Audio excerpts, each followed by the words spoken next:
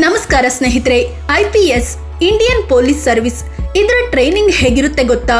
ಬೆಳಗ್ಗೆ ಎಷ್ಟು ಗಂಟೆಗೆ ಏಳಬೇಕು, ಎಷ್ಟು ಕಿಲೋಮೀಟರ್ ಓಡಬೇಕು, ಎಷ್ಟೆಲ್ಲ ಕಠಿಣ ತರಬೇತಿ ಕೊಡ್ತಾರೆ ಗೊತ್ತಾ? ಇಲ್ಲಿಗೆ ಹೋದ ಟ್ರೈನಿಗಳು ಮೊದಲಿಗೆ ಕಣ್ಣೀರು ಹಾಕೋದ್ಯಾಕೆ, ಹಾಸ್ಟೆಲ್ ಊಟದ ವ್ಯವಸ್ಥೆ ಹೇಗಿರುತ್ತೆ, ದಿನಕ್ಕೆ ಎಷ್ಟು ಗಂಟೆ ತರಬೇತಿ ಕೊಡ್ತಾರೆ, ಎಲ್ಲವನ್ನ ಈ ವಿಡಿಯೋದಲ್ಲಿ ಡೀಟೇಲ್ ಆಗಿ ಹೇಳ್ತೀವಿ.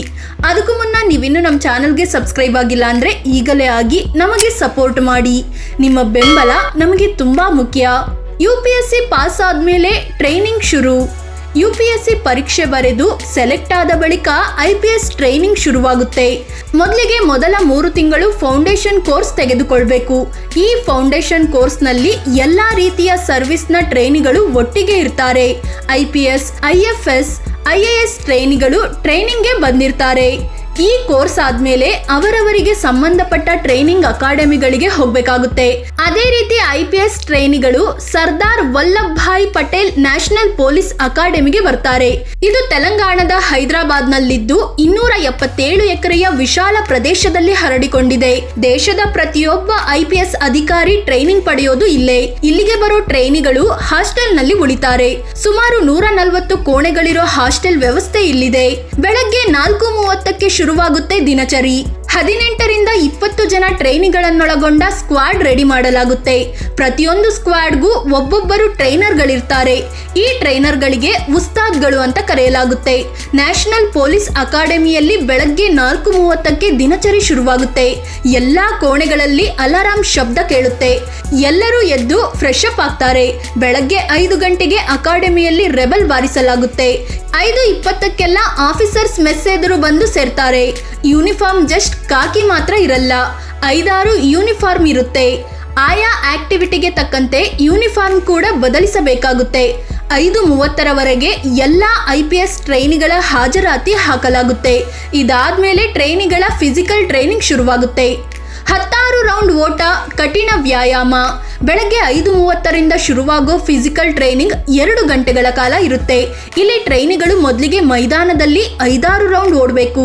ದಿನ ಕಳೆದಂತೆ ಇದನ್ನ ಜಾಸ್ತಿ ಮಾಡಿ ಕೊನೆಗೆ ದಿನಕ್ಕೆ 14ರಿಂದ 16 ರೌಂಡ್ ಓಡಿಸ್ತಾರೆ. ಮೊದಲ ದಿನಗಳಲ್ಲಿ ಎಂಥವರಿಗೂ ಇದು ನಮ್ಮ ಕೈಲಿ ಆಗೋದಲ್ಲ ಅಂತ ಅನಿಸಿಬಿಡುತ್ತೆ. ಆದ್ರೆ ಟ್ರೈನರ್ಗಳು ಆತ್ಮಸ್ಥೈರ್ಯ ತುಂಬ್ತಾರೆ. ರನ್ನಿಂಗ್ ಆದ್ಮೇಲೆ ಪುಷ್-ಅಪ್ಸ್, ಸಿಟ್-ಅಪ್ಸ್, ಚಿನ್-ಅಪ್ಸ್ ಸೇರಿದಂತೆ ಕಠಿಣ ವ್ಯಾಯಾಮ ಮಾಡಬೇಕು. ಇನ್ನು ಟ್ರೈನಿಂಗ್ ಅವಧಿಯಲ್ಲಿ ವಾಕಿಂಗ್ ಮತ್ತು ರನ್ನಿಂಗ್ ಎರಡೂ ಮಾಡಿಕೊಂಡು 16 ಕಿಲೋಮೀಟರ್ ಸಾಗೋಕೆ ಇರುತ್ತೆ. ಇಂತಿಷ್ಟು ಟೈಮಲ್ಲಿ ಸಾಗಬೇಕು ಅನ್ನೋದು ಕೂಡ ಇರುತ್ತೆ.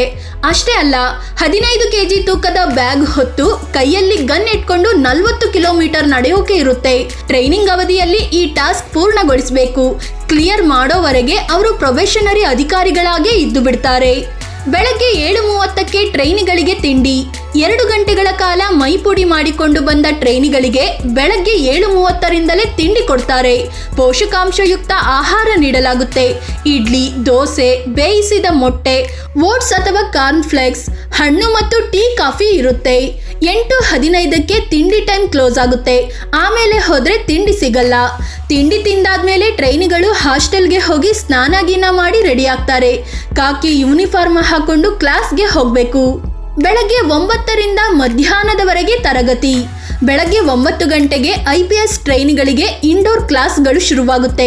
IPC, CRPC, ಎವಿಡೆನ್ಸ್ ಆಕ್ಟ್ ಸೇರಿದಂತೆ ಒಟ್ಟು 15 ವಿಷಯಗಳಿಗೆ ಸಂಬಂಧಿಸಿದ ಪಾಠ ಇರುತ್ತೆ. ಜೊತೆಗೆ ಮ್ಯಾನೇಜ್ಮೆಂಟ್ಗೆ ಸಂಬಂಧಿಸಿದಂತೆ ಬೋಧಿಸ್ತಾರೆ. ಅಂದರೆ ಟೈಮ್ ಹೇಗೆ ಮ್ಯಾನೇಜ್ ಮಾಡಬೇಕು, ಸರ್ಕಾರ ಕೊಡೋ ಮ್ಯಾನ್ ಪವರ್ ಹೇಗೆ ಬಳಸಿಕೊಳ್ಬೇಕು, ಕಾನೂನು ಸುವ್ಯವಸ್ಥೆ ಹೇಗೆ ಕಾಪಾಡಬೇಕು, ಕ್ರೌಡ್ ಮ್ಯಾನೇಜ್ ಮಾಡೋದು ಹೇಗೆ, ಹೀಗೆ ಪ್ರತಿಯೊಂದನ್ನು ಹೇಳಿಕೊಡಲಾಗುತ್ತೆ. ಪ್ರತಿದಿನ 45 ನಿಮಿಷಗಳ 6 ಕ್ಲಾಸ್ಗಳು ಇರುತ್ತೆ. ಯಾವ ದಿನ ಯಾವ ವಿಷಯ ಅಂತ ಎಲ್ಲವೂ ಮೊದಲೇ ಶೆಡ್ಯೂಲ್ ಆಗಿರುತ್ತೆ.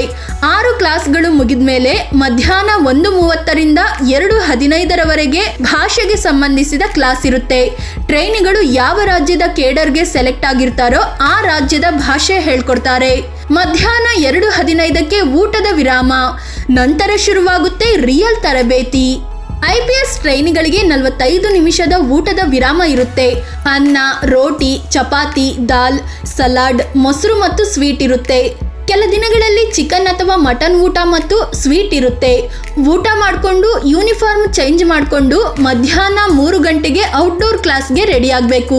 ಔಟ್ಡೋರ್ ಕ್ಲಾಸ್ಗಳಲ್ಲಿ ತುಂಬಾ ಮುಖ್ಯವಾಗಿ ಬ್ಯಾಟಲ್ ಆಬ್ಸ್ಟಿಕಲ್ ಅಸಾಲ್ಟ್ ಕೋರ್ಸ್ ಇರುತ್ತೆ. ಇದು ತುಂಬಾ ಕಠಿಣವಾಗಿರುತ್ತೆ. ಹಗ್ಗ ಹಿಡಿದು ಮೇಲೆ ಏರೋದು, ಎತ್ತರದ ಗೋಡೆ ಏರೋದು, ಮುಳ್ಳಿನ ತಂತಿ ಕೆಳಕ್ಕೆ ನುಗ್ಗಿ ಮುಂದೆ ಸಾಗೋದು, ಹಗ್ಗದ ಮೇಲೆ ಬ್ಯಾಲೆನ್ಸ್ ಮಾಡಿ ಸಾಗೋದು, ಅಗಲವಾದ ಗುಂಡಿಯನ್ನು ಹಾರಿ ದಾಟೋದು, ಕಿರಿದಾದ ಸುರಂಗಗಳಲ್ಲಿ ಹಾವಿನಂತೆ ತೆವಳುತ್ತಾ ಮುಂದೆ ಸಾಗೋದು, ಹೀಗೆ 17 ರೀತಿಯ ಕಠಿಣವಾದ ತರಬೇತಿ ಇರುತ್ತೆ. ಇನ್ನು ಕೆಲವು ದಿನ ಮಧ್ಯಾಹ್ನದ ನಂತರ ಡ್ರಿಲ್ ಕ್ಲಾಸ್ಗಳು ಇರುತ್ತೆ. ಯೂನಿಫಾರ್ಮ್ನಲ್ಲಿ ಪರೇಡ್ ಮಾಡಿಸ್ತಾರೆ. ದಂಗೆ ನಿಯಂತ್ರಣದ ಡ್ರಿಲ್, ಲಾಠಿ ಡ್ರಿಲ್, ಟಿಯರ್ ಸ್ಮೋಕ್ ಡ್ರಿಲ್, ಹೀಗೆ ವಿವಿಧ ಬಗೆಯ ಡ್ರಿಲ್ ಇರುತ್ತೆ. ಔಟ್ಡೋರ್ ಕ್ಲಾಸ್ನಲ್ಲಿ ಶಸ್ತ್ರಾಸ್ತ್ರ ಟ್ರೈನಿಂಗ್ ಕೂಡ ನೀಡಲಾಗುತ್ತೆ. 11 ರೀತಿಯ ವೆಪನ್ ಬಳಸೋ ಟ್ರೈನಿಂಗ್ ಇರುತ್ತೆ. ಬಂದೂಕು ಸೇರಿದಂತೆ ವಿವಿಧ ಶಸ್ತ್ರಗಳನ್ನು ಬಿಚ್ಚೋದು ಹೇಗೆ, ಅದನ್ನ ಮತ್ತೆ ವಾಪಸ್ ಜೋಡಿಸೋದು ಹೇಗೆ ಅನ್ನೋದನ್ನ ಕೂಡ ಹೇಳಲಾಗುತ್ತೆ. ಕುದುರೆ ಸವಾರಿ ಕೂಡ ಕಲಿಸಿಕೊಡಲಾಗುತ್ತೆ. ಅದಕ್ಕಂತಲೇ ದೊಡ್ಡ ಗ್ರೌಂಡ್ ಮೀಸಲಿದೆ. ಒಲಿಂಪಿಕ್ ಸೈಜ್ ನಲ್ಲಿ ಇರುವಂತೆ ಸ್ವಿಮ್ಮಿಂಗ್ ಪೂಲ್ ಇರುತ್ತೆ. 200 ಮೀಟರ್ ವರೆಗೆ ಈಜಲು ಪ್ರಾಕ್ಟೀಸ್ ಮಾಡಿಸ್ತಾರೆ. ಔಟ್ಡೋರ್ ಕ್ಲಾಸ್ ನಲ್ಲಿ ಒಂದೊಂದು ದಿನ ಒಂದೊಂದು ವಿಷಯಕ್ಕೆ ಸಂಬಂಧಿಸಿದ ತರಬೇತಿ ನೀಡಲಾಗುತ್ತೆ. ಸಂಜೆ 5:30 ನಂತರ ಗೇಮ್ ಟೈಮ್. ಸಂಜೆ 5:30ಕ್ಕೆ 15 ನಿಮಿಷಗಳ ಒಂದು ಸಣ್ಣ ಬ್ರೇಕ್ ಇರುತ್ತೆ. ಟೀ, ಕಾಫಿ, ಸಮೋಸ, ಹಣ್ಣು, ಜ್ಯೂಸ್ ಕೊಡ್ತಾರೆ. ಇದಾದ್ಮೇಲೆ ಇಂಡೋರ್ ಸ್ಪೋರ್ಟ್ಸ್ ಕಾಂಪ್ಲೆಕ್ಸ್ ನಲ್ಲಿ ಗೇಮ್ಸ್ ಶುರುವಾಗುತ್ತೆ. ಹಾಕಿ, ಬಾಸ್ಕೆಟ್ಬಾಲ್, ಫುಟ್ಬಾಲ್, ಹೆಡ್ಬಾಲ್, ವಾಲಿಬಾಲ್, ಹೀಗೆ ಹಲವು ಬಗೆಯ ಟೀಮ್ ಗೇಮ್ ಇರುತ್ತೆ. ಯಾವ್ದಾದ್ರೂ ಒಂದು ಗೇಮ್ ಸೆಲೆಕ್ಟ್ ಮಾಡಿ ಆಡಬೇಕು. ಸಂಜೆ 6:30ರವರೆಗೆ ಗೇಮ್ಸ್ ಇರುತ್ತೆ. ನಂತರ ಟ್ರೈನಿಗಳು ಫ್ರೀ ಆಗಿ ಇರಬಹುದು. ಈ ಟೈಮಲ್ಲಿ ಕೆಲವರು ಜಿಮ್ ಮಾಡ್ತಾರೆ, ಇನ್ ಕೆಲವರು ಎಕ್ಸಸೈಸ್ ಮಾಡ್ತಾರೆ, ಇನ್ ಕೆಲವರು ತಮಗಿಷ್ಟ ಬಂದ ಆಟ ಆಡ್ಕೊಂಡು ಮ್ಯೂಸಿಕ್ ಬಾರಿಸ್ಕೊಂಡು ಟೈಮ್ ಕಳೀತಾರೆ. ರಾತ್ರಿ 8 ಗಂಟೆಗೆ ಡಿನ್ನರ್ ಸಮಯ. ಸಂಜೆ 7:20ಕ್ಕೆ ಟ್ರೈನಿಗಳು ಹಾಸ್ಟೆಲ್ಗೆ ಬರ್ತಾರೆ, ಫ್ರೆಶ್ ಅಪ್ ಆಗ್ತಾರೆ. ಅಷ್ಟರಲ್ಲಿ ಬ್ಯೂಗಲ್ ಊದೋ ಸೌಂಡ್ ಕೇಳಿಸುತ್ತೆ. ಇದರ ಅರ್ಥ ಅಕಾಡೆಮಿಯ ಆಫೀಸರ್ ಮೆಸ್ನಲ್ಲಿ ಡಿನ್ನರ್ ಶುರುವಾಗಿದೆ ಅಂತ. ಎಲ್ಲಾ ಟ್ರೈನಿಗಳು ಯೂನಿಫಾರ್ಮ್ ಧರಿಸಿ ಊಟಕ್ಕೆ ಹೋಗ್ಬೇಕು. ಕರೆಕ್ಟ್ ಆಗಿ ರಾತ್ರಿ 8 ಗಂಟೆಗೆ ಡಿನ್ನರ್ ಶುರುವಾಗುತ್ತೆ.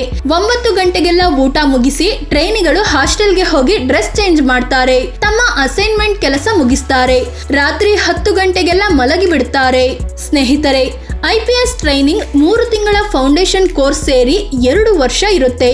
ಇಲ್ಲಿ ಪೊಲೀಸ್ ಆಗಿ ಫೀಲ್ಡ್ ಅಲ್ಲಿ ಸರ್ವೈವ್ ಆಗಲು ಏನೇನ್ ಬೇಕೋ ಎಲ್ಲವನ್ನ ಹೇಳಿಕೊಡಲಾಗುತ್ತೆ. ಕ್ಲಾಸ್ ಟೈಮ್ ನಲ್ಲಿ ಮೊಬೈಲ್ ಇಟ್ಟುಕೊಳ್ಳಲು ಅವಕಾಶ ಇರಲ್ಲ, ಆದ್ರೆ ಫ್ರೀ ಟೈಮ್ ಅಲ್ಲಿ ಮೊಬೈಲ್ ಯೂಸ್ ಮಾಡಬಹುದು. ಇನ್ನು ನಿಮ್ಮಲ್ಲಿ ಯಾರೆಲ್ಲ IPS ಆಗೋ ಗುರಿ ಹೊಂದಿದ್ದೀರಿ ಅಂತ ಕಾಮೆಂಟ್ ಮಾಡಿ ಹೇಳಿ. ಅದೇ ರೀತಿ ನೀವಿನ್ನು ನಮ್ಮ ಚಾನೆಲ್ಗೆ ಸಬ್ಸ್ಕ್ರೈಬ್ ಆಗಿಲ್ಲ ಅಂದ್ರೆ ಈಗಲೇ ಆಗಿ ನಮಗೆ ಸಪೋರ್ಟ್ ಮಾಡಿ. ನಿಮ್ಮ ಬೆಂಬಲ ನಮಗೆ ತುಂಬಾ ಮುಖ್ಯ. ಧನ್ಯವಾದ.